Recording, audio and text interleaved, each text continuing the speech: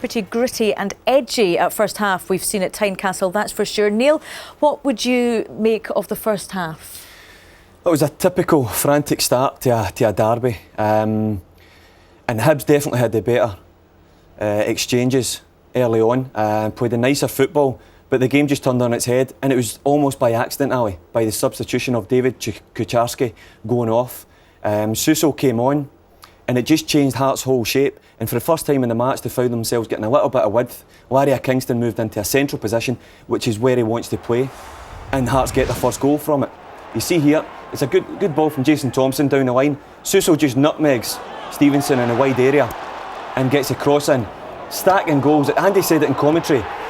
I think he's just trying to stop this from going in the near side of his post, but I think the cross it hasn't got enough pace on it in order to cause too much trouble. I think he can go beyond the post and catch that.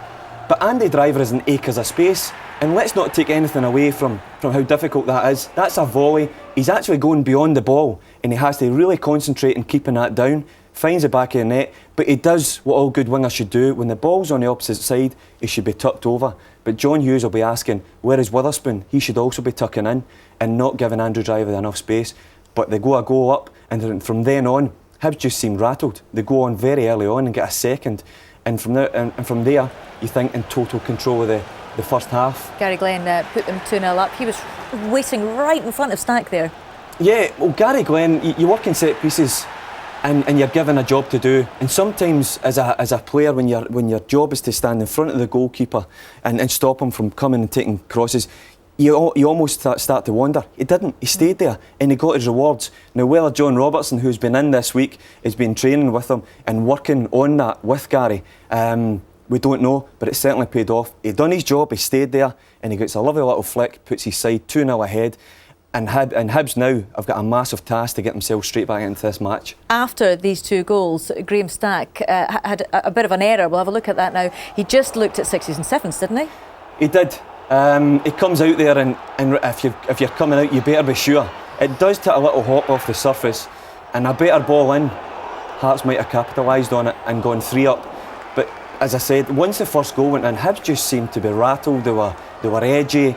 You know, at the early exchanges of the match, they were passing it around with confidence. That just seemed to go as soon as Hearts took the lead. And again, an enforced change by Hearts. I think in the change, the substitutions, the personnel within the team, it definitely gave them the impetus to go on, get that first goal, get the second, and they're right in the driving seat to get 3 points just now. You certainly are indeed. So that enforced change, changing things around at Tynecastle. Second half is coming up, but it goes in. Jim Jeffries, the happier of the two managers. You just wonder what is going to be said at half-time. Can Hibs pull it back in the second half? Get yourself along, Tiggy, if you can.